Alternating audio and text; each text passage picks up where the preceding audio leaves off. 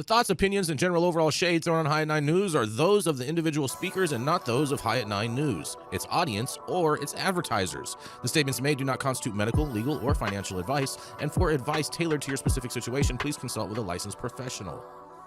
Welcome to the High at 9 News Hour, where you will hear from cannabis industry experts and professionals from around the country talk about important topics while shining light on global issues and discussing cannabis as it relates to politics, regulation and reform, data and technology, science, research and medicine, family and parenting, art, celebrities and entertainment, fitness, sports, mental health and wellness, and plant-based medicines and entheogenics.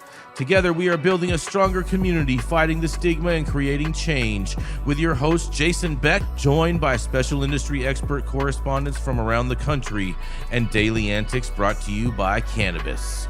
Coming to you live every Monday through Friday at 9 a.m. Pacific Time and high noon on the East Coast. And thank you all for getting high at 9 with us.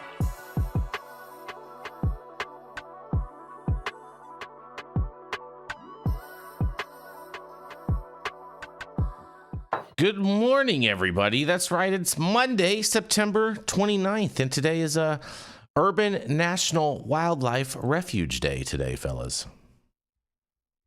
Nice. Love it. Mm-hmm. Yep.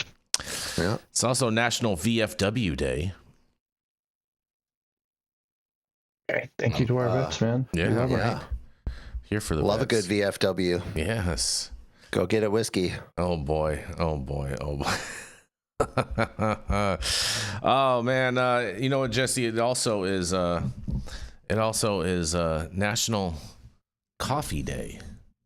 Dude, I am the coffee champion. I don't know if people have noticed, but I drink a lot of coffee. My wife can confirm that it's borderline insanity levels. I have an insane amount of coffee, I think, a day too, Jesse.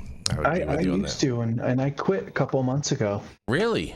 And honestly, I feel great. I don't have that mid-afternoon come down anymore. And when I say I drank a lot, like I would drink coffee all day. That's all I would drink. Mm-hmm. Me too. That's what I do. And honestly, I have more energy. I don't have the come down. I don't have the kind of fog that like I need a coffee in the morning to get going. It's been great. I don't have that fog that I feel like I need a coffee in the morning. I just like coffee. Yeah. I don't feel dependent upon it like that, Michael. Stop using it for a while and see how your head feels. I quit drinking coffee in February and didn't drink it for 4 months. And I personally didn't notice a difference. I am a ginger though, with the M1CR mutation. Who knows what my body does with coffee? Most things it does something really interesting. So I'm not a person to go by at all. Well, I am, and I haven't experienced that, and I've had some days where I haven't drank any coffee, so I'm not sure. Michael. You know, but we all are different. That is true, and you know, a lot of people will say that I'm special or different things like that. So you know, who knows, Michael? Who knows? We're all special, Now Jason. I can say that I notice a big difference when I smoke weed, if I have coffee or not. THC Really? acts radically different in my system combined with coffee, and it's a very good thing. That's like very THC and interesting. coffee for me is like, if I want to make art and do something, it truly is hippie crack. Hippie crack. Interesting. Yeah, that's right. Good stuff. Well, thank you all for joining us and getting high at 9 with us. It's also high noon on the East Coast. And please remember to like, share, and subscribe to us on all social media platforms. You can look up above and down below to see exactly where we live on the internet. And we are live every Monday through Friday on YouTube, Rumble, Twitch, X, Instagram, Facebook, Kick, as well as on our very own website at www.highat9news.com. So welcome to everyone joining us from any one of those platforms, you guys. And man, I have a very interesting story for you guys to start this off today. You know, I started off with a little bit of hope, I guess we could say. But we'll see. We'll see. I'm not expecting much, but you know, you never know. You never know. Because the U.S. Congress, that's right, there's legislation to end cannabis prohibition nationwide and allow expungements, gains its 56th House sponsor you guys. That's right. U.S. Congress member Teresa Lager Fernandez, a Democrat out of New Mexico, became the newest co-sponsor of the Marijuana Opportunity Reinvestment and Expungement Act, better known as the MORE Act, yesterday, bringing the total number of sponsors of the bill to 56. The MORE Act continues to build momentum in Congress, gaining over a dozen new co-sponsors since its introduction last month, and however, the measure currently has no Republican sponsors. Maybe because it's on a fast track to nowhere, but nonetheless. At its core, the measure would take marijuana out of the Controlled Substances Act altogether, effectively ending federal prohibition, and states would retain full authority to chart their own path on legalization and regulation, but the federal government would no longer classify marijuana as a controlled drug. A key component of the bill would clear past federal convictions and provide pathways for resentencing direction addressing the impact of decades of prohibition. The MORE Act also pairs descheduling with a reinvestment framework, and it establishes a federal excise tax on marijuana sales, using the revenue to fund job training, youth programs, and reentry services in communities that have borne the brunt of enforcement. The legislation also ensures marijuana-related convictions cannot be used to deny access to housing, loans, or other federal programs, and it extends Small Business Administration benefits to marijuana companies for the first time. The measure has cleared the House twice in prior sessions, but has repeatedly stalled in the Senate, where Republican buy-in has been minimal. Even so, the bill remains the most comprehensive reform effort in Congress, with advocates noting its scope reaches far beyond incremental change like banking access or modest rescheduling, you guys. Well.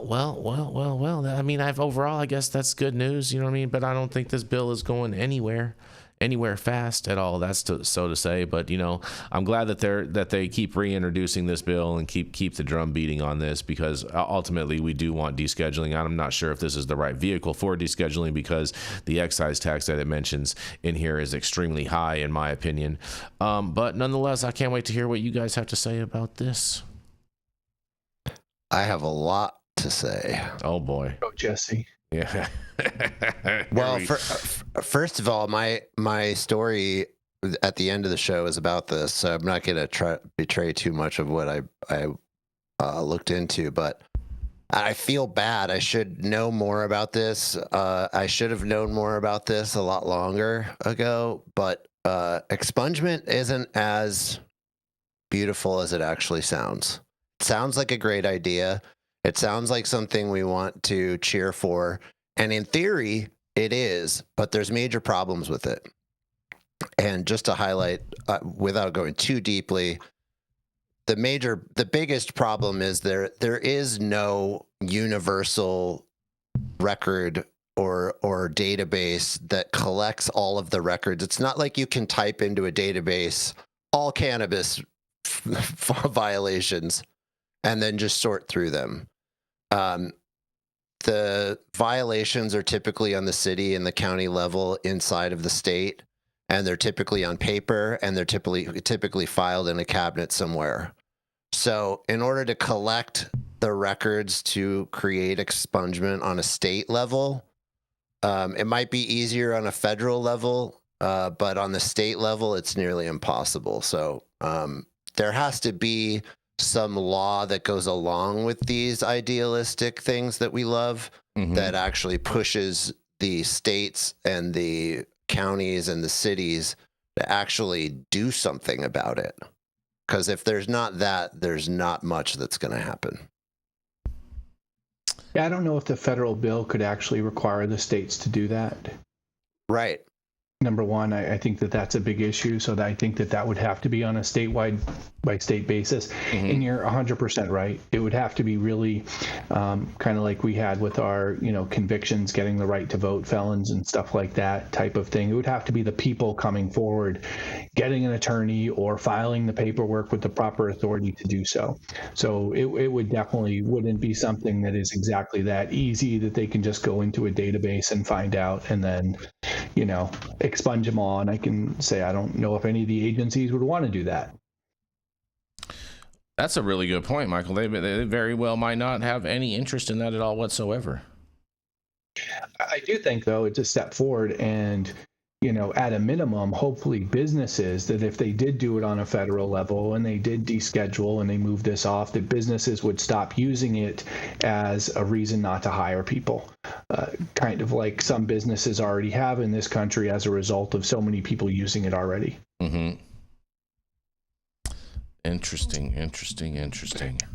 And lastly, I'm going to say, regardless of whether or not it happens, as we know, usually there has to be a time where they have to talk about things prior to them actually doing anything and completing it. So at least they're talking about this in a bipartisan way, which I think is great. I would agree with that. I am hopeful that they'll be able to get something done. I don't really think that they actually will, but I would like to see them get something done, and I'm hopeful. I will remain hopefully optimistic that something will happen, but I'm not sure if the MORE Act is the best vehicle for that, mainly because of its excise tax, high excise tax. But I do think that it does a lot of good. But with 56 Democrats on there and 0 Republicans, and Republicans control the House, I don't see how it's really going to go anywhere, let alone even possibly get a vote in this Congress or the next Congress for that matter. I hope to say that we do, and maybe we just need to, shows like this, and we got to look at every organization and just try to get people to start calling. And harassing these people if it does anything, because we know the polls show that the majority overwhelmingly support this move. I'm with you. I feel like I just wish the industry would get more behind Nancy Mace's bill, the States Reform Act, because I feel like that basically does a lot of the same things that the MORE Act would do. But for some reason the activists and whatnot, and organizations and whatnot don't want to get behind it and kind of want to poo-poo on it or whatnot. But the reality is her bill would have a much higher chance of gaining support overall in the House, and ultimately getting a vote in the House if they were to support it. But never. We'll see. A lot of these activists or whatnot don't want to see the Republicans involved in anything or all whatsoever, and so they just want to try to be able to steamroll whatever they can throughout their own method. But it's unfortunate. It's unfortunate. Can't we all, work together, you guys, to make a better place? Yeah, especially when everybody wants to do it, right? Yep, it's so exactly. ridiculous, and that becomes the problem with some politics and people just wanting to take credit and do it their way and not working together to come to something. Oh, yes. And on that, we're going to roll into our first commercial, and we are going to be right back because apparently Jesse's coffee is full.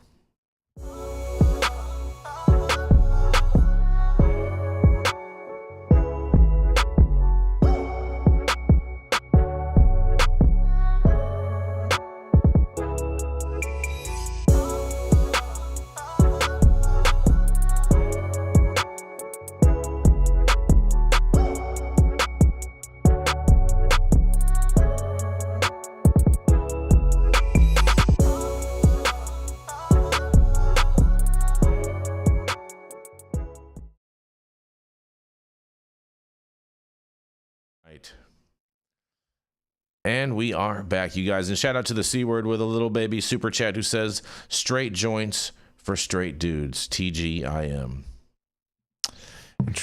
Interesting. Well, I have another little story for you guys, and it's kind of on the same premise. Jesse, we were talking about safe banking because the U.S. Senator says Safer Banking Act could see movement in Q4.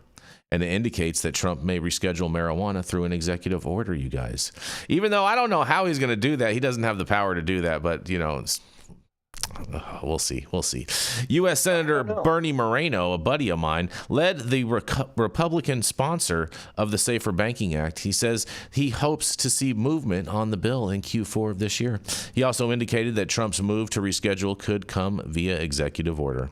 Moreno, who assumed the role of the GOP sponsor after Senator Steve Daines left the banking committee earlier this year, he told Ask a Poll that he remains committed to moving the Safer Banking Act before the end of the year, though he noted the Senate's crowded calendar, you guys.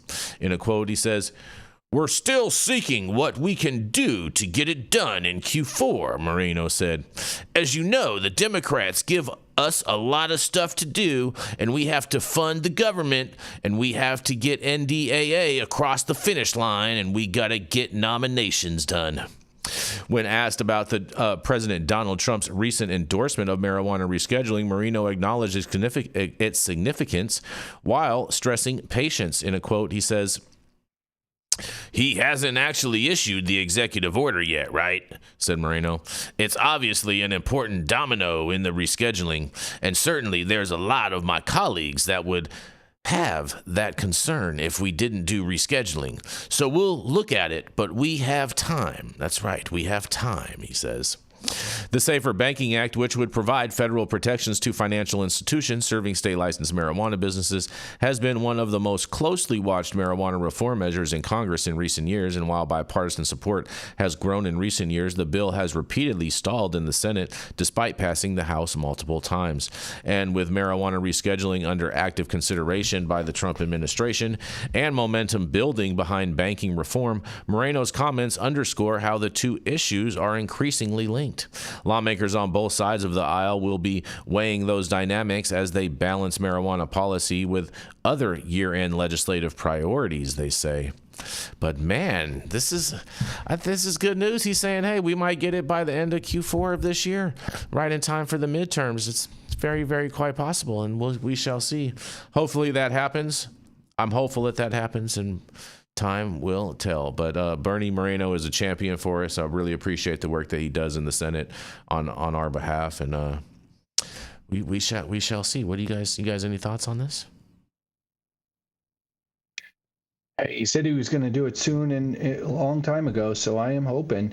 And with that issue regarding the executive order, I mean, I don't know, could he give an executive order requiring the attorney general to do it? I mean, this is the thing, is he could give the executive order. He could give the executive order, but then ultimately they're gonna sue him and say that he doesn't have the authority to do it, which he actually doesn't have the authority to do it. But it would provide a clear directive for AG Pam Bondi or even HHS Secretary Kennedy to execute, and either one of those could do it.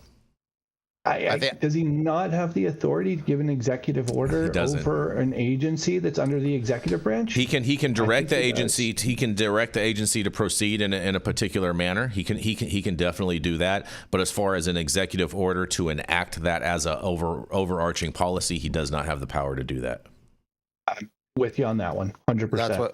That was what I understood you to mean, Michael, was that he can do an executive order to direct the attorney general to review and take some action. He can't tell her or any of the agencies exactly what to do in that regard. That's my understanding. Oh no, I think he could tell them what to do. It's Trump. No, he can't. I'm saying he can't just reschedule it. He has to. Yes. He has to actually get the age. He could tell the agency to try to. He can tell them to review it. He can tell them to go through their process, but he can't tell them what decision they have to make specifically. I think he can. I think he can tell them. Well, then he should just reschedule it and just be done. It's not how it works, Jesse. That's what I just said. That's how he does everything else. Yeah, right? He can tell him, hey. He can get the ball rolling, but he can't tell the ball exactly where to go. So you mean he can't say like 8-ball corner pocket? No, he can't. No, he can't. There's too many other things involved. Otherwise, I think he just would. I think he has the ability over the DOJ, right? Yep. Executive branch. He has the ability over the Attorney General's office, the DEA, as far as I know. So, I mean, I think he could put a lot more pressure on all these organizations that he has, and hopefully he is on the back channel saying, let's get this done. Yep. And I mean, on this, do we have no story about yesterday's video? We do, Jesse. Just relax, bro. Okay. That's the last. I'm looking through. I don't see it. It's the last story of the day, Jesse. Okay, well, that has a huge interplay with what this even means. That's the thing, is this whole thing about reschedule or about safer banking and what you talked about in the last story. The more it's like, I feel like people are trying to get attention. Because those things don't even matter if we reschedule. Totally irrelevant. I don't know, Jesse. I don't know. Isn't it true that if it's rescheduled, even if it's just rescheduled or descheduled, either one, that immediately 280E and every other problem with debanking and everything just goes away automatically? No, it's not. That's my understanding with Schedule 3. Your understanding is incorrect. Why? Because with Schedule 3, you're going to have to obtain other proper licenses in order to qualify to be have those types of exemptions. Oh, I get that, but if you have the license, you will be able to bank. You won't be able to be debanked, etc. No, that's not the case. That's not the case. I disagree with that. That's like saying, need to get hold on, DEA licenses, but hold on, Michael. I can't just say, hey, you know what? I'm going to start a ketamine company, and I'm going to start selling ketamine, and I'm going to go open up a bank account with my ketamine company, and that's a Schedule 3 drug. You can't do that. So why would you think that you're going to be able to do it? FDA approved Schedule 3 drug. That's why cannabis is not an FDA approved drug. That's the big difference here. Ketamine's not FDA approved either. Only Spravato is. Yes, of course it is. Only Spravato is. Ketamine absolutely is an FDA approved drug. Spravato is the only one that's been approved. I don't think ketamine's an FDA approved drug. Not as a general molecule. It's just Spravato. Spravato is the nasal spray that's an actual approved brand that's been. Ketamine is a pharmaceutical drug, you guys. I understand it's a pharmaceutical. But there's only one approved product. No, not even close. I mean, that's my understanding. I just had a buddy who broke his leg, and they gave him ketamine for his surgery. What kind of ketamine? What brand was it? Shot. It was the plastic baggy ketamine. No, regardless, and we have ketamine clinics throughout the state running doctors' offices. We have them here. We have them here in California too. Drug. I'm not sure if it's FDA approved in that manner. Yeah, absolutely. It has for a while. I'm sure there's something you have to sign. You know what I'm saying, to acknowledge that that it's not the case. There's some disclaimer. Okay, sorry, I am misspeaking. So, Spravato is specifically approved by the FDA for depression. And then what you're talking about, the liquid ketamine, is approved for certain specific medical uses. You are correct. So we were both right. Spravato is only approved for. It's the only one that's approved for mental health issues. Interesting. And realistically, but also AI, right? It also says ketamine is not FDA approved for depression, but it's used off-label, just like so many other drugs are, regularly and consistently, through our pharmaceutical companies. But again, that's my position as to why cannabis moving to a Schedule 3, if it does, would be treated differently than all other drugs because it's not FDA approved. And I guess we'll see. Yeah, but we will. That's my OP on it. I'm with you. And Michael, I think your story is going to kind of dovetail into this conversation. So we're going to roll right into Mr. Michael Minardi. He's the founder of Minardi Law out there in the great red state of Florida. He's been helping patients and caregivers and businesses navigate the complex Florida landscape for the last 20 years, helping people keep it out of jail and high on their cash bails. That's right, it is none other than Mr. Michael Minardi, and you can find him at his law office at Minardi Law in the great red state of Florida. Good morning to everyone on the West Coast, and happy high noon to everyone on the East Coast.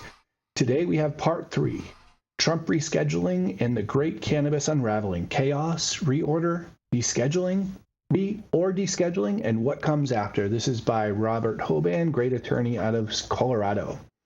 Call me a cynic when I look at the horizon of cannabis regulation in the U.S., rescheduling, descheduling, or whatever chimerical hybrid in between. The only thing I'm confident of is that tradition will bleed. There will be mismatches, ruptures, dead zones, litigation, arbitrage, and survivors hardened by chaos. You don't glide into a new dream. You fight regime. You fight your way through it. Part 1 of this series mapped how existing operators would be squeezed under a straight rescheduling regime. In Part 2, we dug into structural opportunity and constraint under Schedule 3. Now in part 3, the unfinished business, the contradictions, the risk, and the gamble.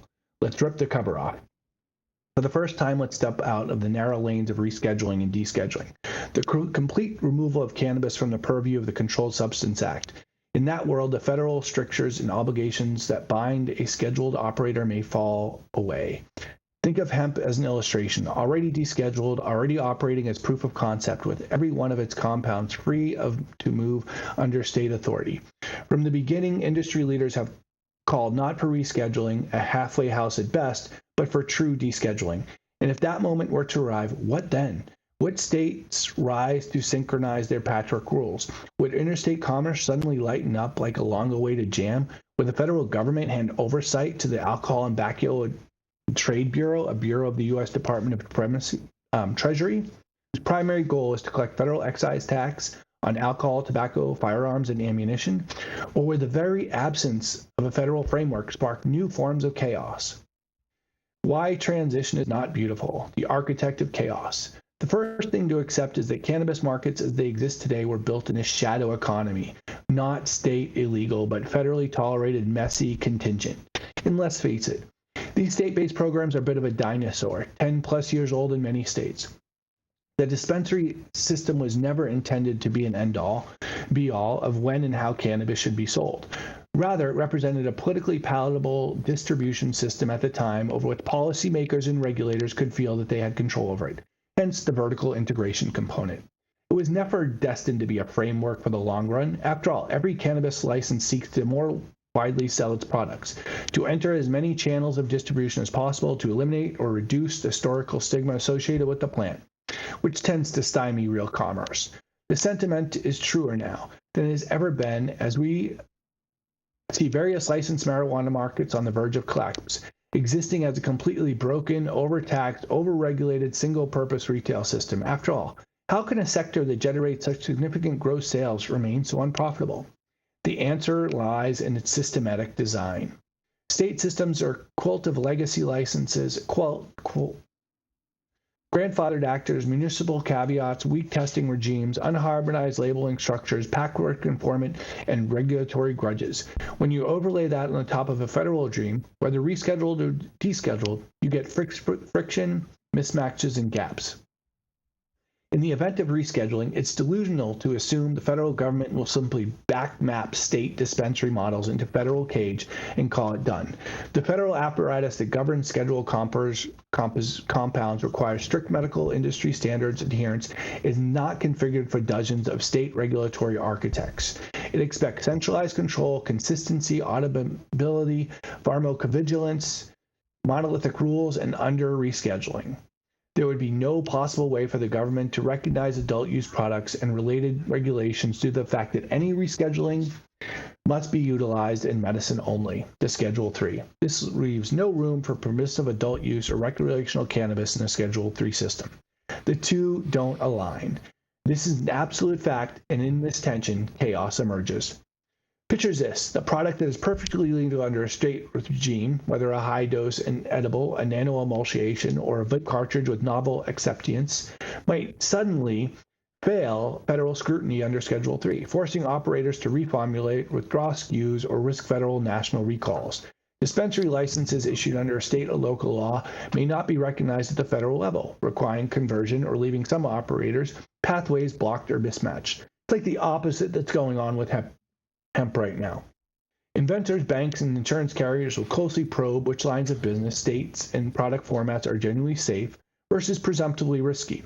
States with more restrictive medical programs will press pressure to expand or risk losing capital, while others may resist and become regulatory islands in the new regime.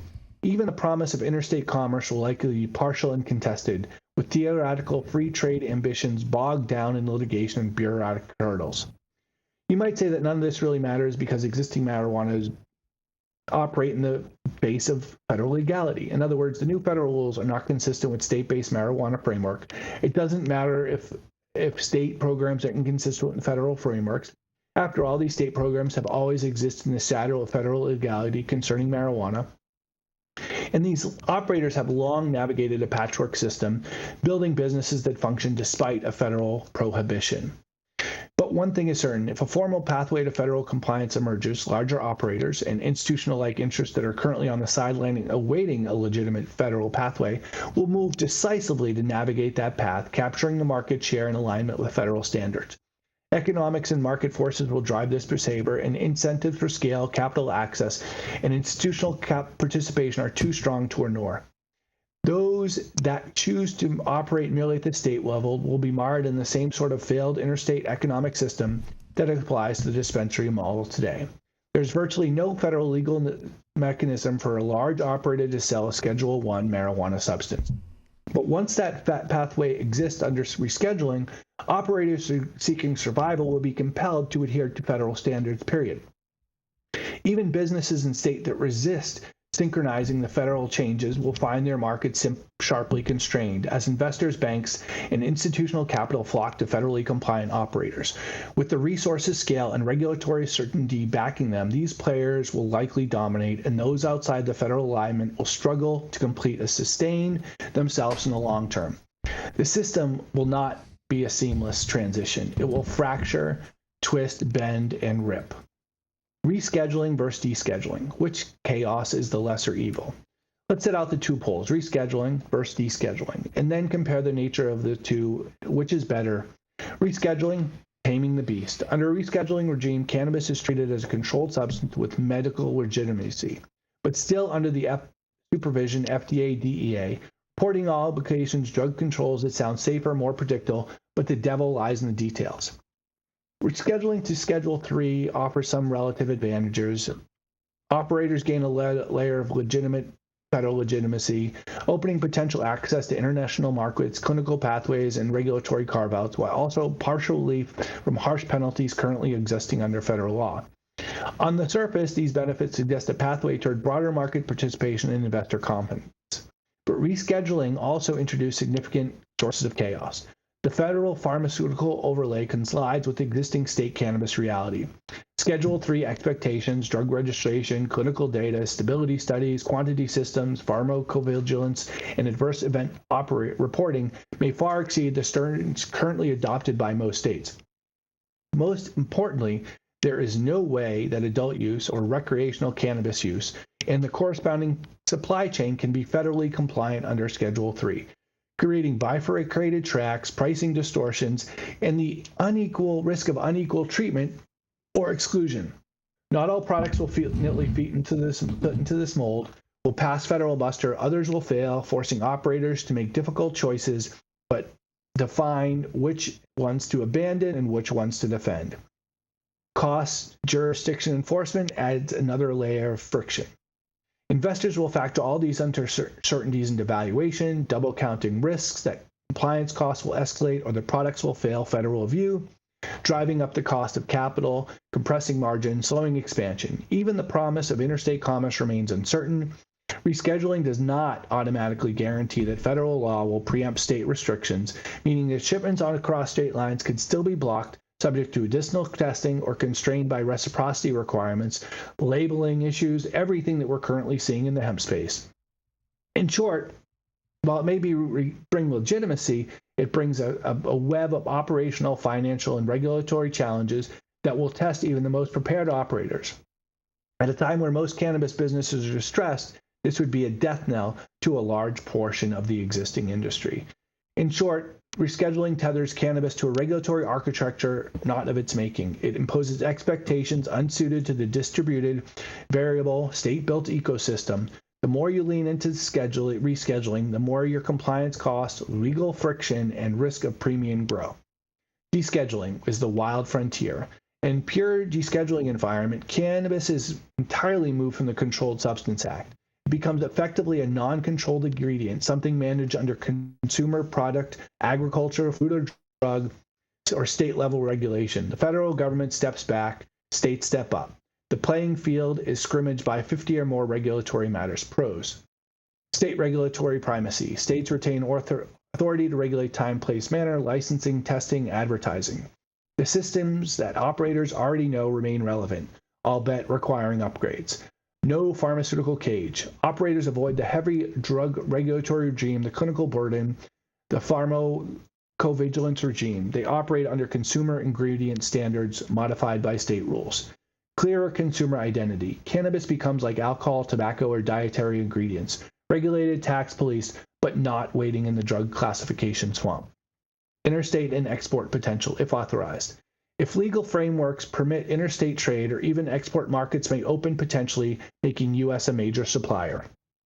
Greater accessibility for smaller operators. The cost to enter or scale is lower than under a drug-like regime. More nimble operators can operate without being washed out by pharma-scale compliance. Chaos vectors. No federal safety net. Without something akin to the TTB oversight, the state capacity tested. If states are underprepared in testing, audit, enforcement, contamination controls, safety, labeling, consistency, consumer sections, things break. Weak states become toxic zones. Strong ones become refuge. Regulatory fragmentation and arbitrage. With 50 different rulebooks, firms will chase jurisdictions with lax regimes that encourage regulation hopping, permissive jurisdictions, white or gray label exports, enforcement will struggle to keep up. Capital and banking trepidation. Without a federal schedule, banks may still be at cannabis as a high risk. Liability exposure, reputational risk, uncertain federal enforcement exposure, all push some financial institutions away. Investors will demand compliance, audits, insurance, guarantees. Interstate disputes and commerce litigation, even absent federal regulation, the U.S. Constitution's dormant commerce clause and interstate commerce jurisprudence will prompt challenges. States that ban imports may be challenged. Courts will decide the limits of state bans and protectionism. Labeling, packaging, standard divergence. A product legal in State B under purity, dosage, safety may violate State B standards. Multi-state operators must juggle multiple regulatory regimes, simultaneously more complexity, more cost, and more margin erosion.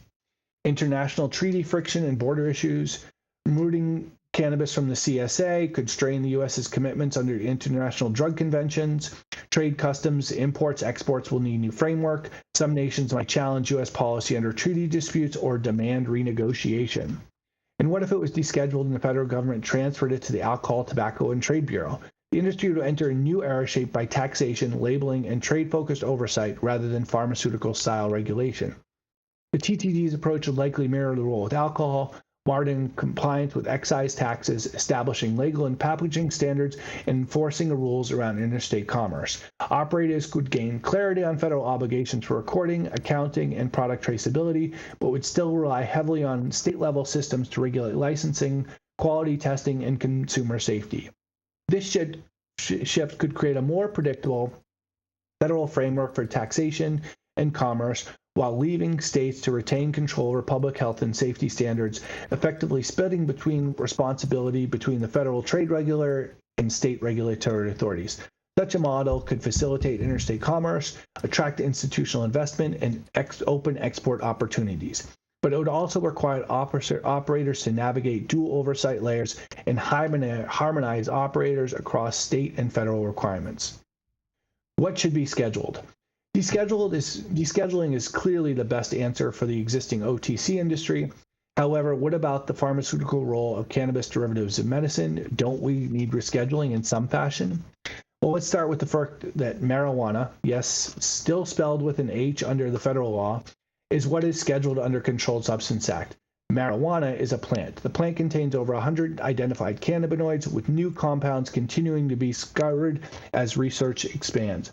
While THC and CBD remain the most well-known, scientists are covering minor cannabinoids like CBG, CBN, TCV, and THCV, and CBC that may play unique roles in therapeutic applications. Each of these compounds interact differently with the body's endocannabinoid system, influencing everything from mood and pain regulation to sleep and appetite. Ongoing research suggests that the plant's chemical diversity is far greater than once imagined, and new discoveries are reshaping how both medicine and markets view cannabis. It is unusual, even odd, that cannabis as a whole plant remains scheduled, with the statutory definition that includes the flower, leaves, resins, but includes stalks and certain seeds. Since food plants are treated this way under the Controlled Substance Act, instead it is typically the compound within a plant that are scheduled. Instead, the CSA generally schedules compounds, extracts, or derivatives rather than the plant itself. Coca is another example, where the coca leaf is scheduled alongside cocaine. Similarly, opium, poppy plants, and poppy straw are scheduled because they are precursors to opiates. So outside of cannabis, cocoa, and opium poppy, there really aren't many plants listed directly in the CSA. Most other substances are scheduled at the molecular or chemical level, not as whole plants. This makes cannabis treatment in the CSA quite unusual compared to modern scheduling practices. That said, the likely future of cannabis policy system is where the plant itself is descheduled, while individual cannabinoids are scheduled as needed for pharmaceutical development and controlled uses. In fact, right now only THC is scheduled, leaving other cannabinoids unclassified despite their growing importance. This coexistence, freeing the plant through descheduling, while selectively scheduling specific molecules for pharmaceuticals, reflects a far more precise, science-driven approach that was simply not possible when the CSA was first drafted.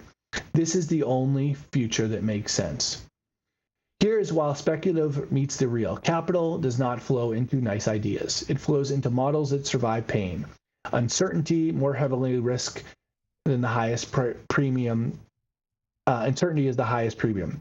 Think of it this way. Under rescheduling, the discount is on the downside. What if the FDI rejects this SKU? What if we have a recall? What if requalify or reformulate midstream? That entails multiple risks. Under descheduling, the discount is on fragmentation. Which states will impose restrictive regimes? Will interstate commerce be blocked? Will states affirmatively allow for interstate commerce? Are label testing arbitrage going to erode margin? The risks loom, or cannabinoids of any sort simply are free-for-all in any marketplace. In either case, an investor asks, is there enough regulatory clarity to justify scale? Can I exit? Can I ensure my downside? The more chaotic transition, the more capital will concentrate in the players who can build strong compliance moats, government platforms, data systems, audit infrastructure, traceability, and redundancy. The first companies to build national supply chains, cross-border train links, compliance dashboards, and regulatory flexibility will command premium multiples. The rest may be stranded with regulatory mismatches, orphan SKUs, inventory piles, and lawsuits. Let me frame the importance. The operators, the formula, the dose are all table stakes. What distinguishes survivors is the ability to present regulatory certainty to banks, insurers, trading partners, and litigators. They must quantify risk batch by batch, jurisdiction by jurisdiction, SKU by SKU, and provide transparency. In a descheduling landscape where federal oversight may fall to the TTB, the state programs continue to govern licensing, testing, presumptions. Companies like C-Trust, the Frontier Risk Group, Simplifia, and Green Shark Verified are qualified positioned to become increasingly relevant. The expertise in risk assessment, compliance tracking, allows banks, investors, and operators to navigate the growing complexity of dual oversight by providing transparent data on company operational risk, project integrity, regulatory alignment, and operational compliance. These platforms become indispensable to investors, banks, and operators alike. As the market fragments across the states and regulatory frameworks, the value of having a trusted, centralized system for monitoring, validating, and reporting compliance grows exponentially, making companies like C-Trust not just service providers, but critical pillars supporting the stability and scalability of the emerging federal legal cannabis industry. The companies that succeed in this new regime will not just be cannabis companies, they will be trust companies, guardians of auditability, chain of custody, of compliance, resilience. They'll serve as validators, certifiers, watchers, monitors. The more fragmented regulation becomes, the more vital their role. Because federal or state regulators won't have bandwidth to audit every operator, the compliance platforms will be first line of trust enforcement, the gatekeepers for capital, the threshold that investors demand before they write a check. Cannabis as ingredients, flattening out the chain. Never lose sight, cannabinoids are ingredients. They are chemical molecules where they end up in pills, vapes, beverages, topicals, infused edibles, wellness tinctures. They are the base inputs. How regulation treats them, the threshold, the purity spec, safety test, expient rules, delivery modes determines which slices of the value chain survive, which become battlegrounds, and which ones yield the margins. In a rescheduling world, formulation, innovation will be construed by drug-style expectations. solvents, delivery systems, dose linearity, metabolic data will all face scrutiny. The favor incumbent or deep-pocketed innovators who can absorb regulatory burdens. In a descheduled world, ingredient companies, formula houses, packaging, mixing, logistics, lab services become the battleground. Just as flavor houses, chemical suppliers, contract labs, specialty ingredient play central roles in food and beverage, so too in cannabis, the margin compression may push many companies to specialize or consolidate rather than be full grow and sell players. In short, the regulatory envelope shapes which links the supply chain are defensible, proprietary, and scalable, and which becomes utility or commodity lines. We must, look at these future models. The transition will not be a nice open market. It will be trial by fire. Some will get scalded, others emerge tempered. Some states may become regulatory safe havens, others become cautionary tales. Some operators will win by stealth, many will lose. Strategy for survival is hedging your bets. Better go with armor and then bleed in the trenches. Here is a three-phase playbook for operators, investors, and policy makers. Pre-transition, build the scaffolding, dual compliance posture, begin aligning straight state practices with likely federal or cross-state benchmarks, testing, labeling, batch control before a formal regime shift, data and audit infrastructure, build the record now so you can retrofit, regulatory scenario model, map state versus federal mismatches, SKUs at risk for reformulation, pass, exit options, prune higher uncertainty SKUs that don't justify a compliance burden, align with trust platforms, compliance services. Phase 2, during transition, adopt, defend, pivot. Selective capital deployment, invest in jurisdictions that signal smoother transitions or harmonization. Council poised for licensing challenge, preemption suits, interstate disputes. Buffer resources, maintain liquidity. Reserves, insurance, flexibility, skills, shifting packaging. Phase 3, post-transition, consolidate, fortify, and lead.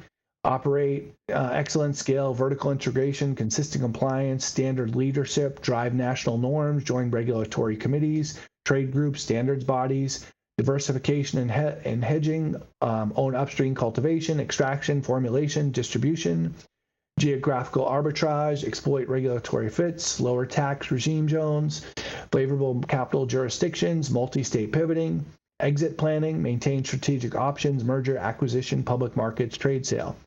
After the dust settles peering into the horizon, if we get it right, descheduling hands the keys back to the states, letting them do what they do best, regulate the time, place, and manner of commerce, while operating scale with far fewer federal change.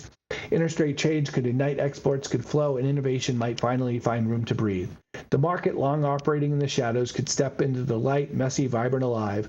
As the dead quietly remind us, someday all will be revealed. But to take the halfway road of rescheduling, and you inherit a schizophrenic architecture, a federal medicine overlay trying to pose itself on an adult use marketplace built for different rhythm. The tensions will hum in every corner, regulatory drift, litigation uncertainty, and capital efficiency threading through the veins of the industry like static electricity. Survivors in the world will be the ones who leaned early into compliance scaffolding, trust platforms, government systems, and transparent data. Commodity players will be squeezed with audit, traceable, regional scalability. Defense operations will command the market. Cannabinoids remained ingredients, molecules, but how they are delivered, tested, trusted, and holds the backbone of that trust will define the winners in this world. The architectural regulation becomes a moat as real as a patent and nanoemulsion. That tragedy would be declaring victory over nothing more than a scheduling number. The real fight is building a market that is resilient, auditable, scalable, one that absorbs shocks, navigates policy temps, and delivers both safety and growth. The transition will not be clean, it will not be pretty, but those will build the scaffolding. The shock absorbers, the governance backbone may very well rewrite the future of cannabis, one auditable, traceable, trusted molecule at a time. Love the article. I think it's absolutely great. Robert Holborn has been in this industry for a long time, and I think that it provides a great basis for moving forward.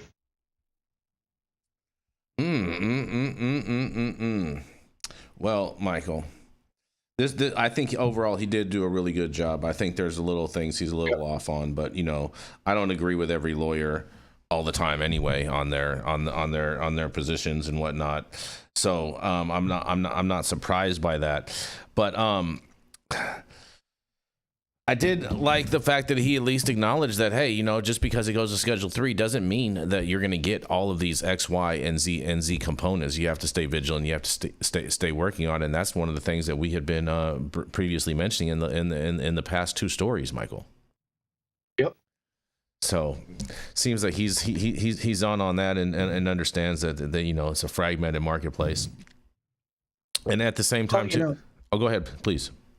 I was going to say, to me, it's exactly what's going on with the hemp space right now that we're seeing throughout the states, you know, in time. And I have always believed that there should be a medical market based on the molecules and what is tested in an adult use market. Mm-hmm. What do you have to say on this, Jesse? You look perplexed. Well, it's such a big article. I mean, there's so many things that he brought up and so many things to cover. I think he seems to be saying that he believes that descheduling is what's going to happen. I think he's totally wrong on that. Well, I think he's saying descheduling is what ultimately needs to happen. You know what I mean? Because even with rescheduling, it still creates all of these other different hiccups. That's what I interpreted. Got that, but he also said that he thought it was the most likely to happen because it's what needs to happen, and I don't think he's correct on that. I think that is what needs to happen. Obviously, we all agree on that. There's like less than 5% of the people in the cannabis industry think that it should be rescheduled, not descheduled. Well, a lot of the MSOs want it to be rescheduled. You know, Jesse, that's one of the things that they're. That's one of the things they might be the most powerful people, but they're a very small group of people. And Dr. Mark Chaldon happens to be joining us in the chat today. He says he can direct the secretary to make CBD cannabinoids an exemption to the Food, Drug, and Cosmetic Act. A similar thing was done for caffeine. That would be interesting. The thing that's really interesting that he brings up, and I've never really thought about this, even though I've had direct. I've actually dealt with the TTB before because I started a kombuchery in Montana, and we tried to make kombucha at scale, which it turns out is very, very difficult. And it's very difficult. One of the reasons it's difficult is because you have to deal with the TTB. Yeah. And kombucha they treat it like beer because they don't know what it is. And it has a small trace amount of alcohol in it. So they treat it like beer and they think it is beer, even though it's not, and it doesn't act like beer. And there's nothing about brewing kombucha really that is much like beer at all. And so it's interesting that he brings that up, that if it is descheduled, that is probably where it would fall. It would either be given to the TTB or it would be another agency like it would be created, which that would be the better answer, because if a new agency was created that was specific to cannabis, you're likely to get people who actually understand it better and who would create regulations and taxes and things like that that would actually make more sense. Well, but if it was given to the TTB, that would be really, really bad news for cannabis under descheduling, because dealing with the TTB when they don't know what something is incredibly difficult, and they make it almost impossible to get anything done. So it is going to be a very chaotic. I think the number one thing that matters that he said is no matter what happens, this is going to be the most chaotic shift that we could possibly imagine. Yes, I would agree with that. I don't think people are really prepared for it.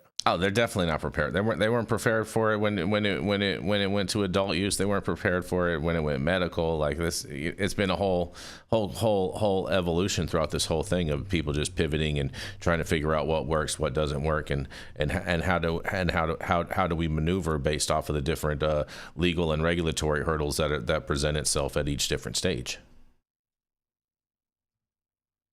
So yeah, that's good. That's good job security for you, Michael. Yeah, I'd much rather be setting up businesses and dealing with compliance issues than people getting thrown in jail for this plant. So fair enough. 100% would love it. Fair enough. Over here, where did Can I find this? I can't find it anymore. There was an interesting comment also, the two that I wanted to read. I thought was fairly interesting, but I think overall, Mr. Hoban did a good job with this piece. You know, I did read part 1 and part 2 also, and you know, part 3 was is very he did a good job overall. Like I said, there is some stuff in there that I don't necessarily agree with, but you know, everyone's entitled to their own opinion, and he does a lot of legal work, and so you know, I do value the input that he brings to the conversation overall, and so thank you, Mr. Hoban, for putting that all together. And Dr. Mark is saying again, it's a Schedule 3 controlled substance that the FDA approved for induction and maintenance of general anesthesia, although it's not approved for the treatment of conditions such as depression or chronic pain. He's talking about ketamine. Yeah, he's talking about ketamine. And Dr. Mark, this is late. He's like 20 minutes before. Spravato is approved for depression. It's a nasal spray, and it is FDA approved. You can look it up. Interesting. But Jesse, go ahead. No, I was going to say, I know that there's a website online you can get also like lozenges, ketamine lozenges. Yeah, but I don't think this is what we're talking about is specifically Spravato was FDA approved for depression specifically. It's the only ketamine product that's been FDA approved for depression specifically. But Jesse, I will say that I do think the TTB is probably the best fit to handle the federal oversight, unless it's most likely to happen. I think, but it's not the best. What would be best is if we get a new organization. Unless you're going to add a C to the ATF.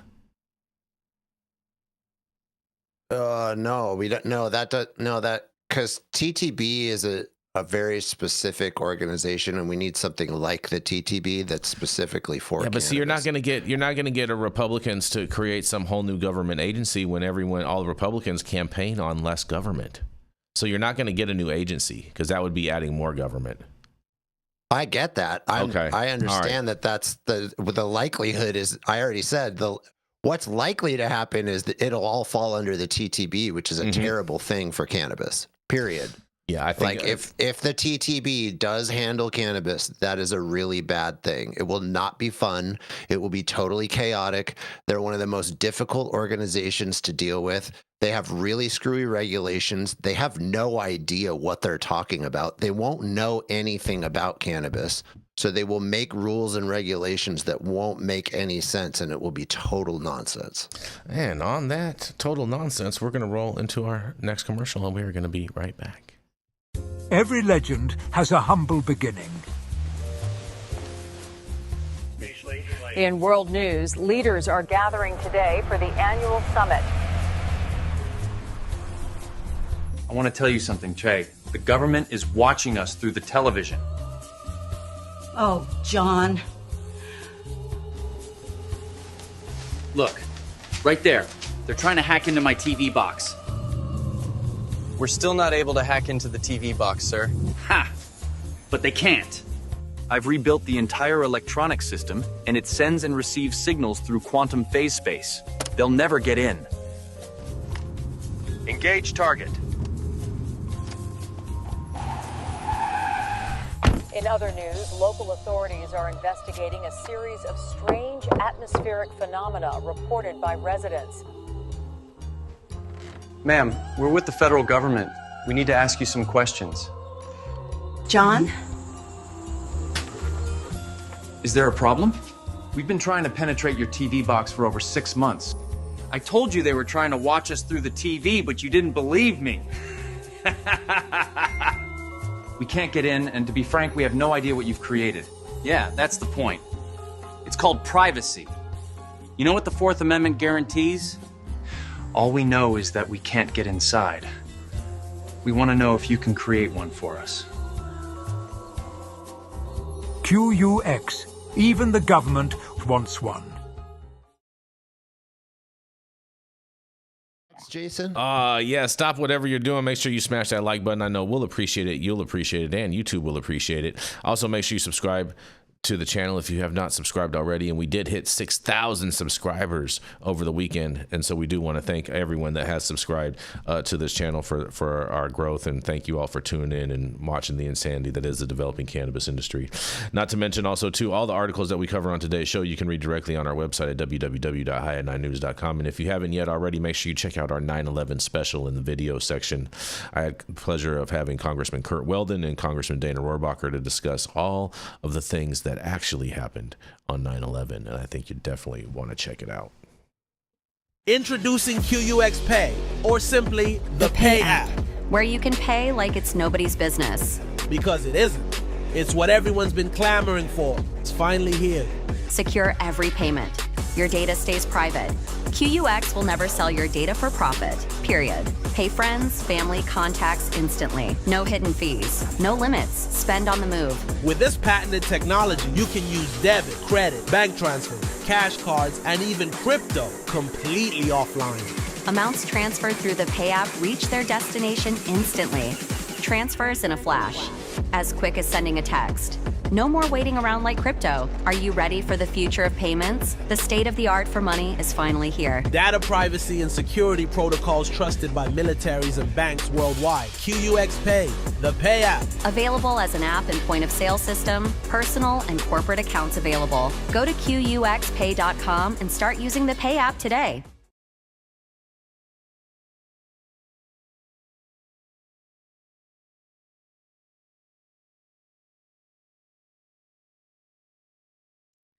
Oh, and we are back, and apparently we are waiting on Jesse for this next story.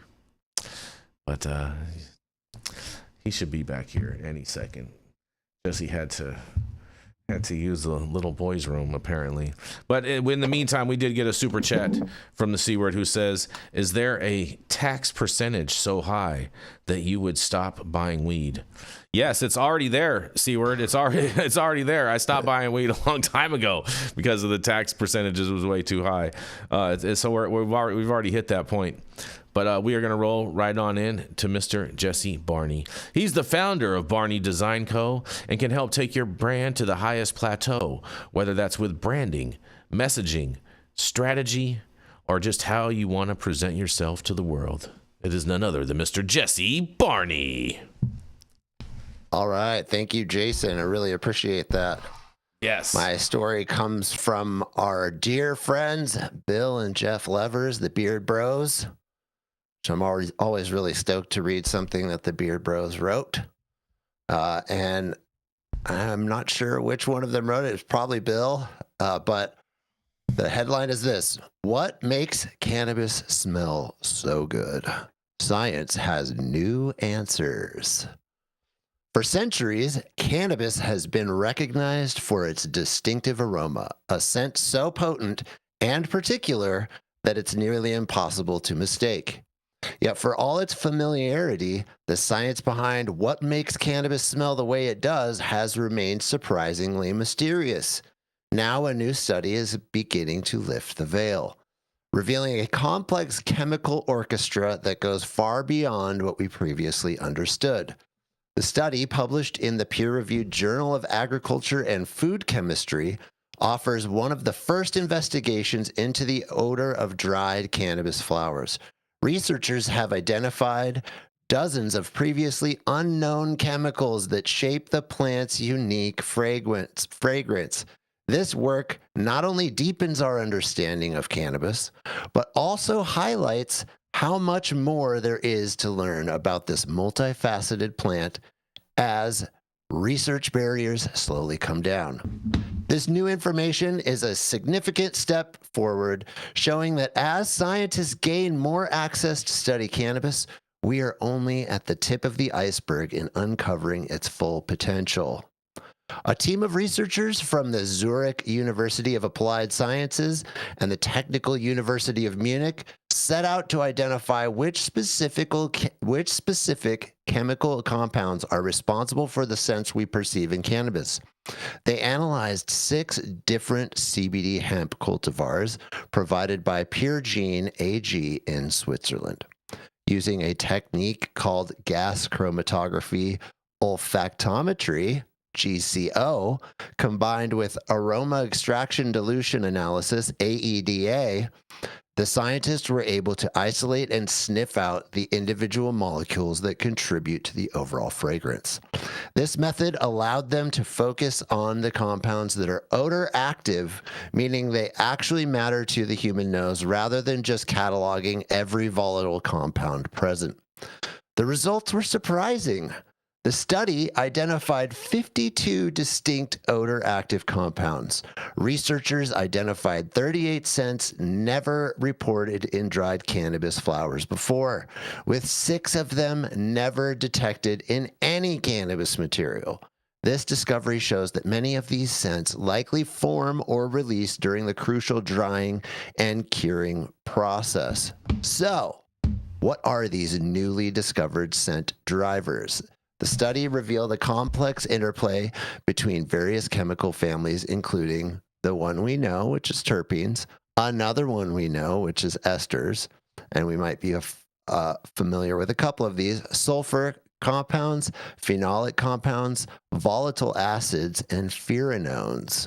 This intricate mix is what creates the rich and varied aromas found across different cannabis cultivars. For example, the study pinpointed specific compounds responsible for certain recognizable smells. The sweaty smell, attributed to 2 and 3-methylbutanoic acid and hexanoic acid.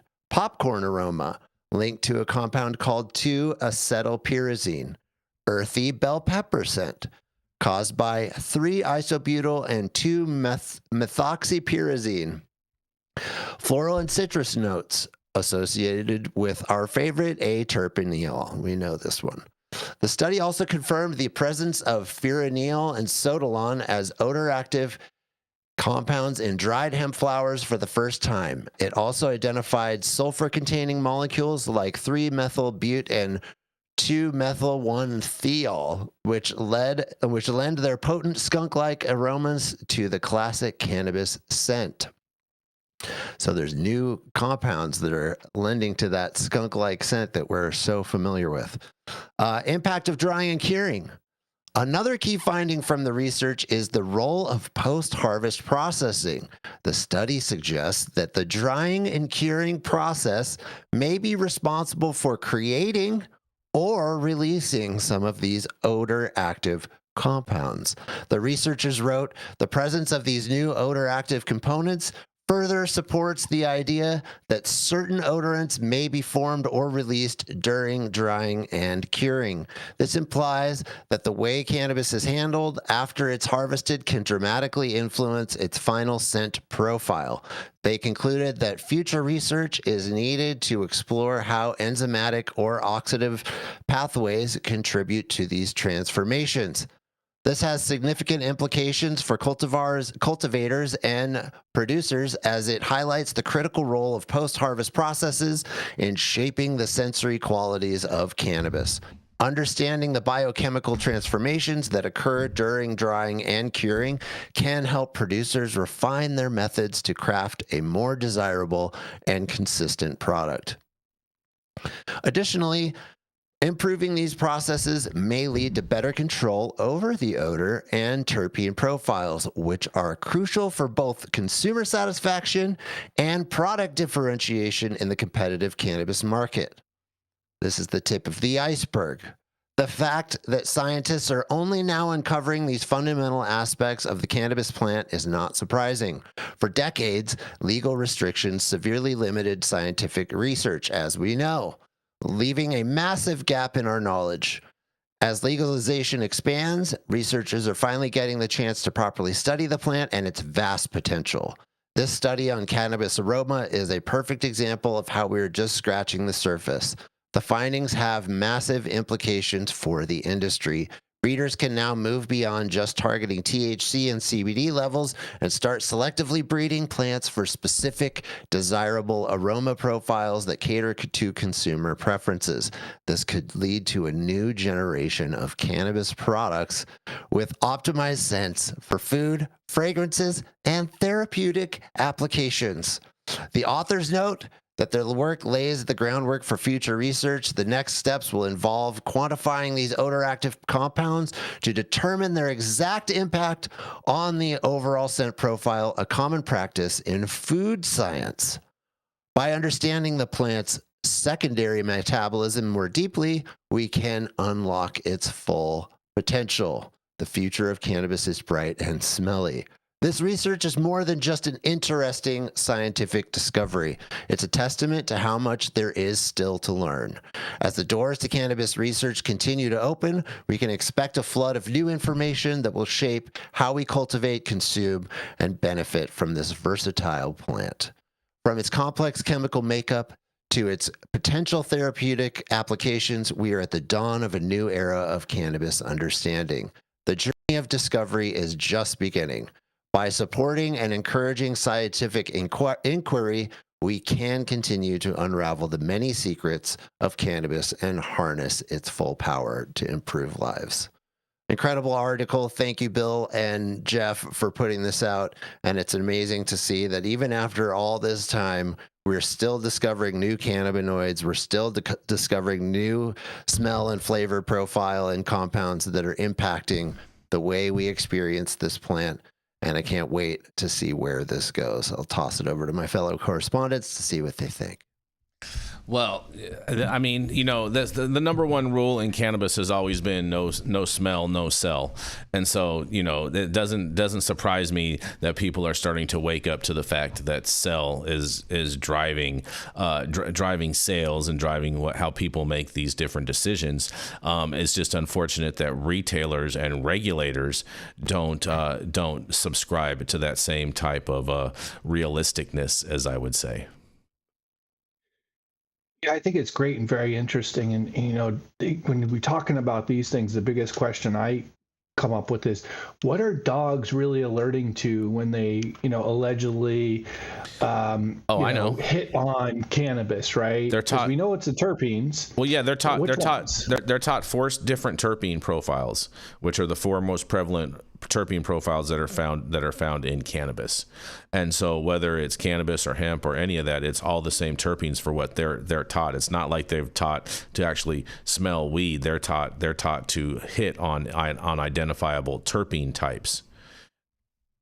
Right, exactly. So, you know, are they going to be hitting on these new different smells that we have? Are all of those 4 terpenes present in all of the different, you know, cannabis plants that we have? But I love the terp profiles, and, you know, I love that it's become a more sought after thing with many of the growers. And I think it's great that we're also starting to see the medical benefits come out in the studies around the different terpenes and why they're good for us. So I think it's a great story, and it's nothing like the smell of a good budding plant. To all the breeders out there, maybe they should figure out what these 4 terpenes are, you know what I mean? And maybe they should breed some cannabis that doesn't have any of those 4 terpenes, and then you'd like automatically those would be the best trap bags ever, because it would be able to be undetected by dogs. I agree with you, man. Just saying, man. You know, it could be interesting, but you know, like I say, it's always been no smell, no sell. Terpenes definitely do drive the conversation. And I think for a lot of the medical benefits that people receive off of cannabis is due to the terpene profiles of these different plants as well. I mean, it's one of the same reasons that people like to go and have aromatic spa treatments. It's like it's the same thing as that. You know what I mean? When you open up a fresh jar. Yeah, essential oils, anything like that. Exactly. Absolutely. Exactly. They pay big money at these spas for these scented treatments. Good article, Jesse. Good article. Yep. And on that, we're going to roll into our final commercial, and we are going to be right back.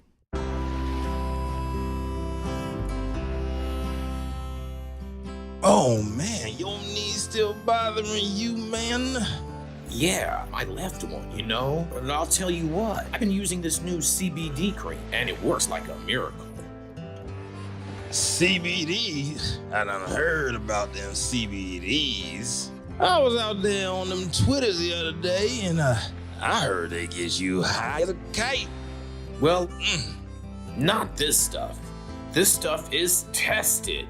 Every batch, all the way through, pharmaceutical grade, and in a GMP certified facility. So you know you're not going to have to worry about flying high. GMP certified? I might have to try some of this out. Where I'm even find this? You go directly to aimhighhemp.com and they will ship it to your door right away. Tested. It's not a name, it's a promise. Oh, and we are back. And Jesse, I think you have one more story for us, right, Jesse? I do. Amazing. Yeah, since our lovely elf is out of commission for a little while. Yes. He's got other things going on in his life. It's too busy for us. No, we all understand, and we're glad that he comes in, and we will miss him while he's gone. But I am happy to fill in and read a couple stories every Monday. No problem. Amazing. This one comes out of Arizona by Matthew Casey from KJazz Phoenix. Maricopa County Deputy Prosecutor details challenges of expunging marijuana convictions. When Arizona voters legalized recreational marijuana in 2020, the measure also allowed some past offenses to be expunged. But a Maricopa County Deputy Prosecutor has detailed challenges to starting that process in an Ohio State criminal journal. Arizona's Proposition 207 allows for certain old marijuana offenses to be erased. The Ohio State article subtitled Lessons from Maricopa County says prosecutors file the most of these requests, even though state rules bar them from submitting them in bulk. And it's hard for prosecutors to identify qualifying cases because there's no statewide convictions database. Marijuana charges can be filed either as felonies or misdemeanors, but those records are not stored long term. As of January 2024, the Maricopa County Attorney's Office had filed nearly 23,000 expungement requests. That's a lot of requests. So, short article, very quick, but it's actually really deep. And once I read it, this morning, I had to kind of go do a deep dive because I didn't really understand how this works, and I didn't really understand how this works in different states, because this is just about Arizona. But as I saw that, well, first of all, Arizona's Proposition 207 allows for certain old marijuana offenses to be erased. That means that they don't just expunge any cannabis offense. And they had really three things, and I don't remember exactly what they were, but it was something like if you got busted for less than 2.5 ounces, if you got busted and you weren't driving or something like that. And then the last one was if you had 6 or less plants. In other words, if they thought that you weren't trying to distribute or sell what you were doing, then they would give you basically some kind of misdemeanor that is now expungible. But if you had more than 2.5 ounces, or you were caught growing more than 6 plants previously, then your offense cannot be expunged. And I think that is off. Why that it makes sense, I don't understand. At the very least, even for an offense like that, it should be reduced way down to a misdemeanor or something like that. You shouldn't keep your felony and be in prison for years and years because you grew 10 plants as opposed to 6. That's crazy. But that is the way that it is. Now, the next part that I had to dive into was, I think that we all think this, or a lot of us think this. Those who are probably like you, Michael, you know better than most of us. But I think most of us who don't work in the legal system, we kind of think like, oh, everything's digitized by now. And we've had the internet since the 90s, so clearly it would be very simple to log all these things and have all of these offenses and all these criminal charges as very easily searchable. They're not. And it depends on each state as well. And there's only a few states in our country that have gone to great lengths to digitize their databases so that they are easily searchable. And even then, there's great holes. They're not fully complete. Well, Arizona is a perfect example of them being really incomplete. They do have a state database, but it's mostly done on paper, and it's very incomplete. And if you want to find somebody to be expunged, you have to go to each city and each county and look for each person individually, and it's a super time-consuming effort to actually expunge these records. Kudos to Maricopa County for, it seems like, doing the bulk of the work, since they themselves have filed for 23,000 just from their own county. So it seems like somebody there is doing a lot of work, and kudos to them for doing it. They're doing the bulk of the work in the entire state, almost like the rest of the state is doing nothing. So I think there's a tag onto this. And this is what I learned about this morning, is that, you know, I've always thought for years and years and years, I would hear about expungement laws and be like, that's really awesome. That's really great. Well, it turns out it's just like a dog and pony show, as it is here, because there's no mandate to actually do anything about it. And the local governments, whether it's the city or the county, they're the ones who have to do it. And they don't have to. They're not required. It's just, it's this law, this like Proposition 207, it's just like an opportunity. You have the opportunity to be expunged if your local prosecutor in your city or your county will actually go and find the record and then bring it up and have it expunged. So Sounds like there's a cost process involved that has to happen that doesn't happen. And so I think we need to be aware, as the cannabis community and the cannabis industry, that in our state, we see these laws passed and we just kind of see the headline like, oh, there's an expungement law. That's great. That's awesome. Well, it's not that great unless there is a mandate and enforcement of actually doing the expungement, which would mean that we would have to tell each city and county from the state level that, hey, you now have to hire someone to go through these records and find all of the expungement records. So that's up to us. We have to figure that out. I think it's a big deal. I don't think it gets brought up. In fact, I've never heard anyone talk about it. So I'm really excited to hear what everybody has to say, because I think this is a big issue. Well, the state would also have to earmark a budget for that, Jesse, in order for them to do it in that manner. Right, Michael? Yep. Yeah, and honestly, you know, we do expungement clinics through our nonprofit and sealing and stuff. I don't know why. I think anybody who's affected by it, by having that record, because a lot of people honestly are not affected by it at all. Especially people who own homes or have jobs and things like that, you know, don't need background checks regularly and stuff. You know, in Florida, and compared to our kind of Voter Restoration Act type of issue that we had a couple of years ago on the ballot that passed, you know, it's on the person that did it. So even requiring state agencies and prosecutors' offices to do that, to me, is amazing. And the fact that they actually do it with the, you know, caseloads and underpaid and overworked that they already have is even more amazing. So, you know, to me, I think that should be an option, right? If an agency or a county has the ability to do it, they can do it, but not to foreclose, and simplify. And that's the most important thing, I think, is simplify it for individuals who are like, hey, I have this, it's affecting me, and now I can just submit a petition to the state attorney's office or something of that nature, and then they can help me roll that ball through to get it done. Because it is extremely hard. I've done public records requests over the years. So, you know, to our statewide agency like the Florida Department of Law Enforcement, and they have the majority of stuff, but towns and cities and stuff are not necessarily always required to report there. You know, and then you have all these cases that went through diversion programs. So it was dismissed, but it potentially will still show up on their record because it's not automatically expunged after. So they're not reporting it. We've had cases, you know, where, again, FDLE and expungement doesn't have any record of it, but they still have that record on the state or local level for that.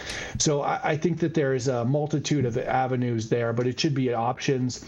Either the agencies in that area can do it, the clerks potentially can do it, but getting those numbers is nearly impossible and finding out those. There's definitely no database in Florida that you can do it. And so I think it should be an option for both people with a simplified process. Interesting. Yeah, I agree. It definitely should be simplified. Will it ever get simplified? I'm not too I'm not too sold on that will actually happen. You know what I mean? But I do think that people need to have more access to be able to clean their record, especially in the states that have some form of legalization, whether that be adult use or medical use. I do agree with that overall as an overall concept, but at the same time, there's probably going to be some type of cost involved in that.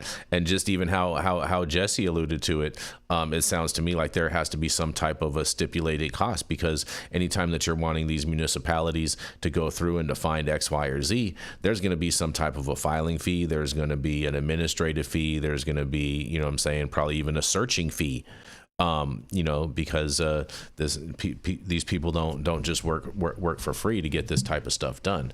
And, So yeah, and I think those things could be minimal, right? So in Florida, just for costs that people have to expend, like $75 to the Florida Department of Law Enforcement for a background check. And then you pay for the records that you get from your county clerk or whatever, which are, $1 per page or something of that nature. Yeah, but if you got a rap sheet, bro, you got 1,000 pages, bro, it's $1,000. Well, right, and that's a question of okay, if you have multiple cannabis charges and stuff like that, but usually you're only looking for a case number and a disposition on it. Those are the only two documents that you need. You don't necessarily need the whole record from the court proceeding unless there's certain other requirements for it. So I think there's a lot of interesting aspects to it, but I think it's definitely something that needs to be done. I feel like would it make it easier, Michael, if it was actually from the convicted person? So if there was a way for like all the jails to allow people to file themselves for their expungement? Well, that's what I was saying. I think it would be easier, or at least an option, right? The attorney's offices can always do it, but if an individual has that and is being affected by it, then they're going to do it. If it's not affecting them, people aren't going to do it, because they don't care. The other thing that we could do as well is stop the stigma, right? So realistically, the record only matters if there's a housing authority or an employer who's like, well, I'm not going to hire you because of this record.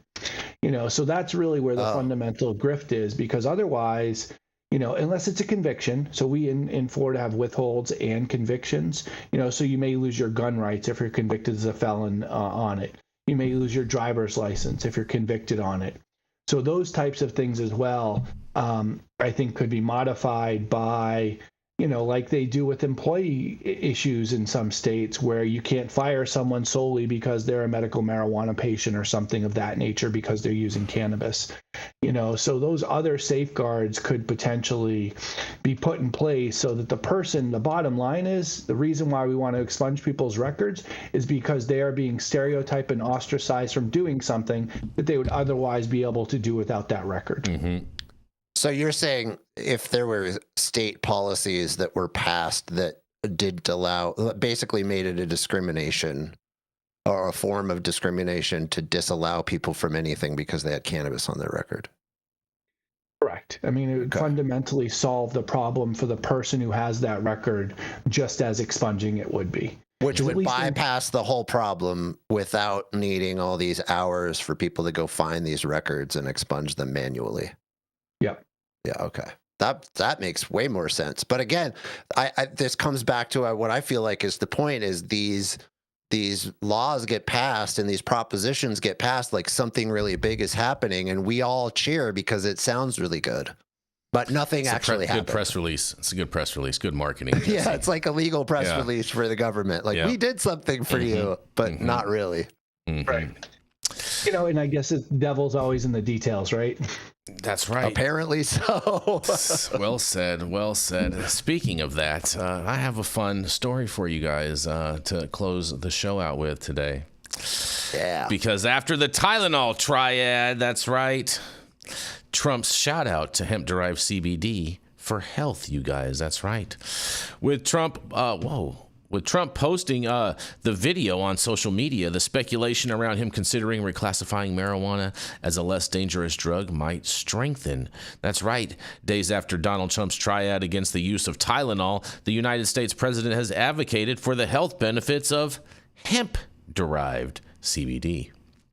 Trump on Sunday shared a video on his platform on Truth Social on his page, which underlined the health benefits of cannabis. It further suggested that including CBD under Medicare would be the most important senior health initiative of the century.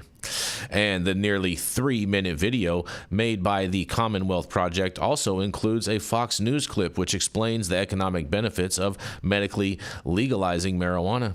It says that this would amount to a cost savings of $64 billion with a B dollars a year if cannabis is fully integrated into the healthcare system.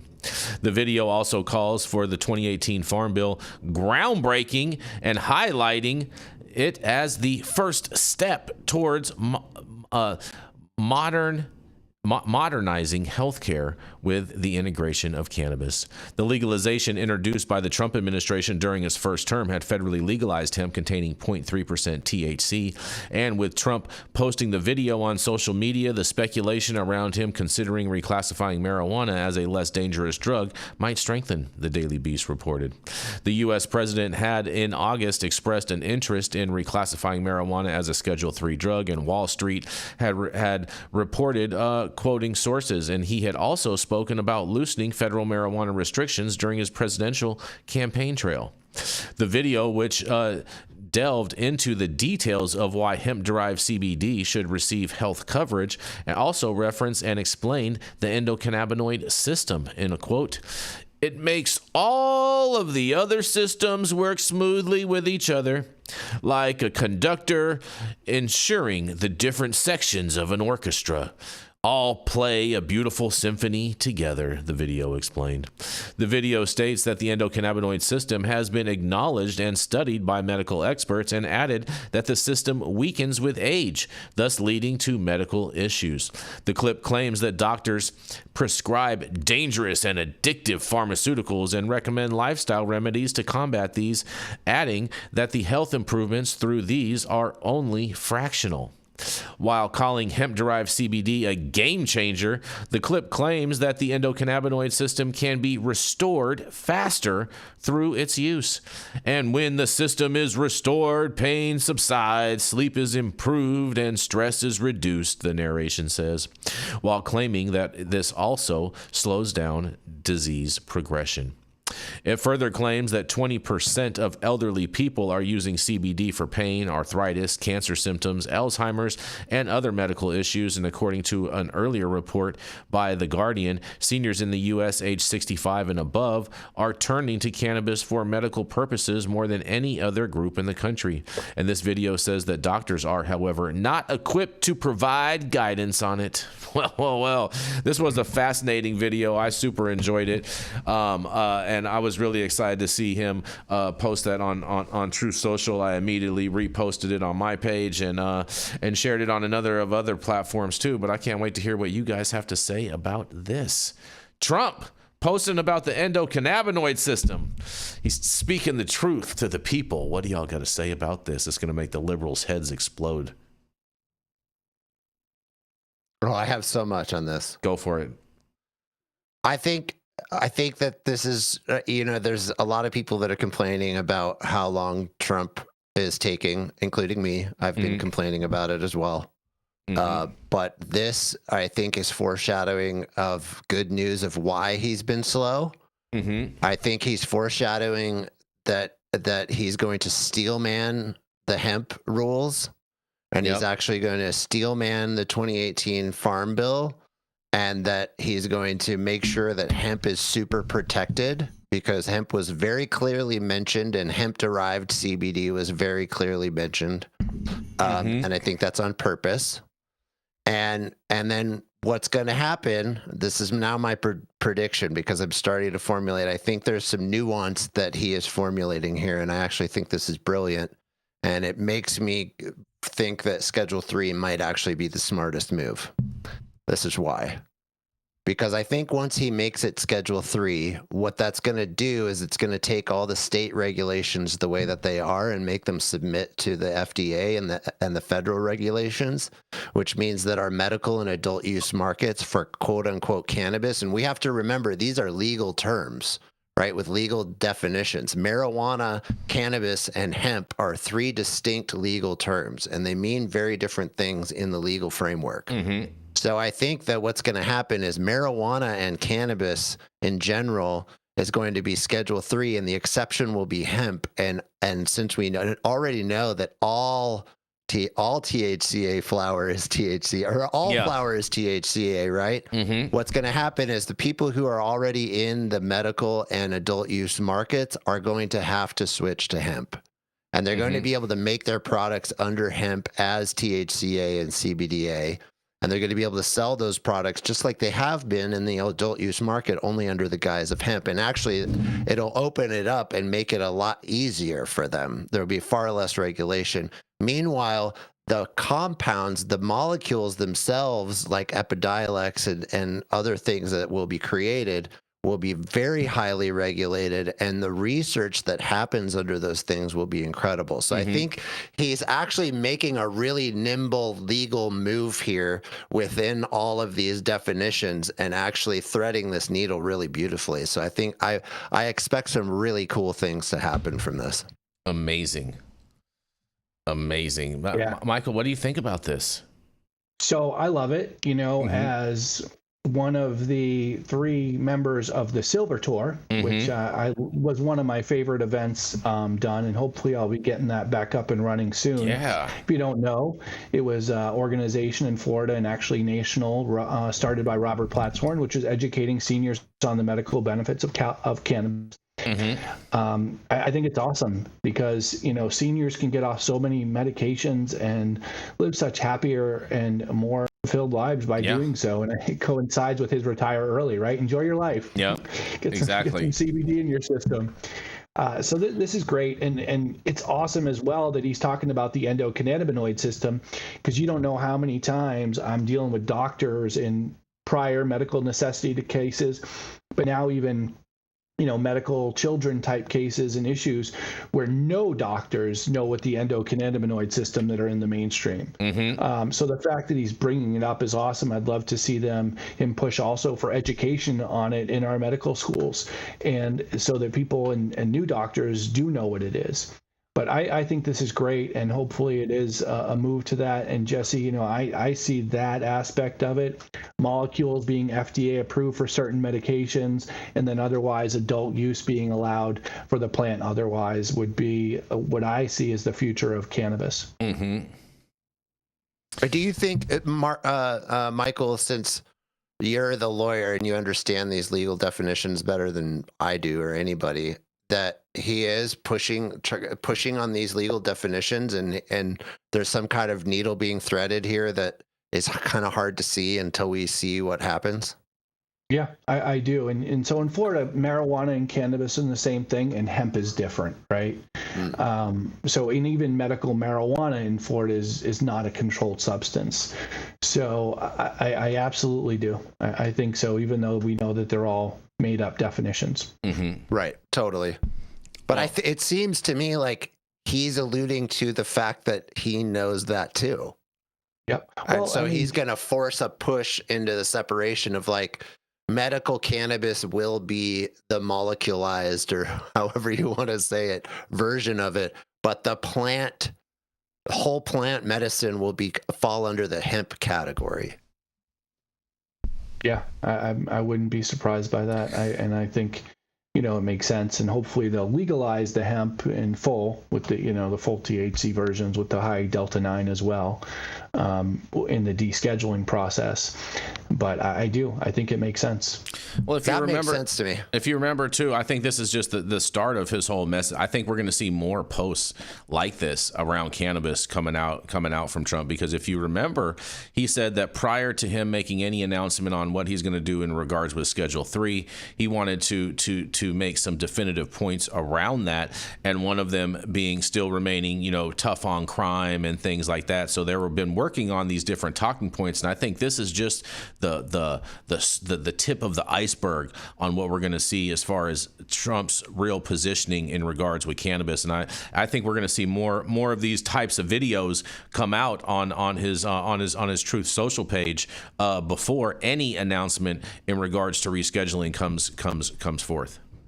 And just and I don't know, I didn't see, but doesn't the federal farm bill expire today?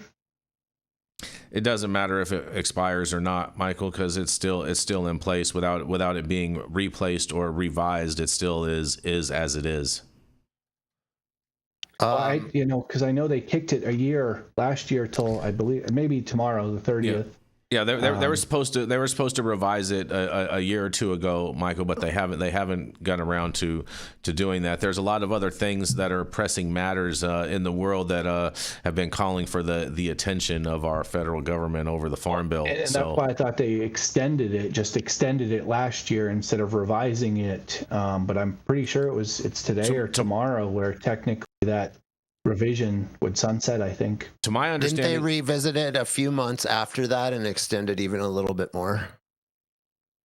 I think they might have. When I looked it up last week, it was set to expire either the 29th or 30th. I think if it would expire, it'd probably expire on the 30th, because that would be the start of the fourth quarter on the following day. So I would say probably on the 30th would make more sense, Michael. It is the 30th. Mm-hmm. Yep, it is. That's at least what AI is telling me right now. But I would expect that there would be some type of a continuing resolution and something that they pass today or tomorrow, realistically, that kicks the can down the road. I'm not going to put too much energy into whether or not it expires or doesn't. Well, it's very interesting because regardless of technically, I guess, if it expires, right, it's already been removed from the Controlled Substance Act under the CSA. Yep, yeah, exactly. So, what impact would that have? It's just interesting. We're talking about it today, and tomorrow's potentially that date. Well, I do think we should not skip over. I don't know that we've highlighted it enough. The coolest part of the video, and everybody who's watching, if you haven't seen it, you can see it on X. You can go to Truth. It's on there, and you should go watch it. It's a very interesting 3-minute video. It is done by an organization that I would like to know more about and what they're all about and what their real agenda is. I don't trust things like that, but at this point on the surface, I do. But the cool part of the video that should be highlighted very, very much so is that it's mostly about the endocannabinoid system. Mm-hmm.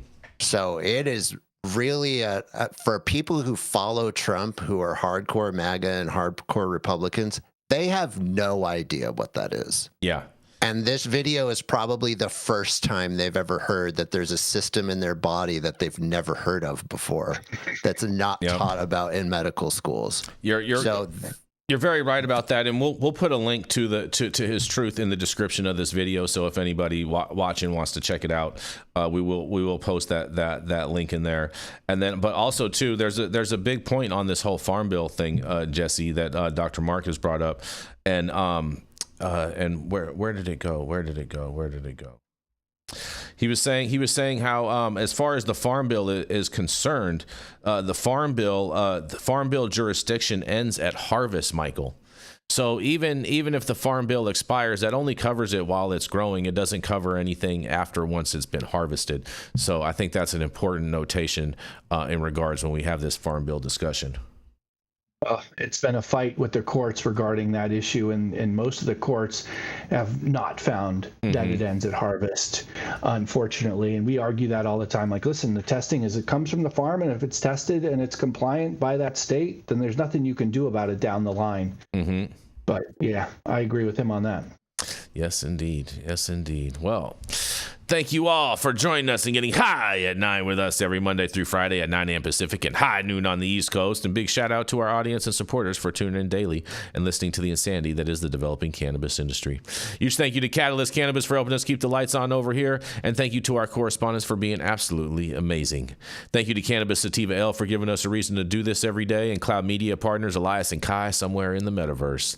And we do want to also dedicate this show to everyone who lost their lives in the tragic shooting yesterday on Sunday in Michigan. It was a totally senseless shooting, and we want to make sure that we give our thoughts and prayers to all of the families that lost someone on Sunday.